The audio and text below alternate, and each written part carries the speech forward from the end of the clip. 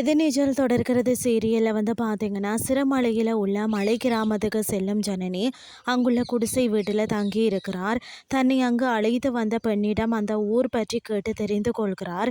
ஜனனியின் போன வைத்து அவர் இருக்கக்கூடிய இடத்தை டிராக் பண்ணியே ராவணன் தன்னுடைய ஆட்களை அனுப்பி ஜனனியை தூக்கி வர சொல்கிறார்.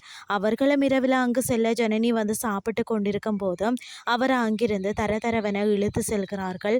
ஊர் மக்கள் அவர்களை தடுக்கிறார்கள்.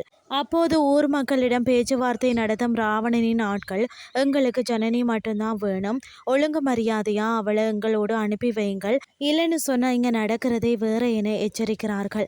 அவர்களின் மிரட்டலுக்கெல்லாம் அசராத ஊர் மக்கள் ஜனனியை கூட்டி போக விடமாட்டோம் என தடுக்கிறார்கள். ஆனால் அந்த நபர்கள் ஜனனியை தரதரவென இழுத்து செல்கிறார்கள். அநேகமாக தர்சினி இருக்கும் இடத்துல தான் ஜனனியையும் கடத்தி கொண்டு வைப்பார்கள் போல தெரிகிறது.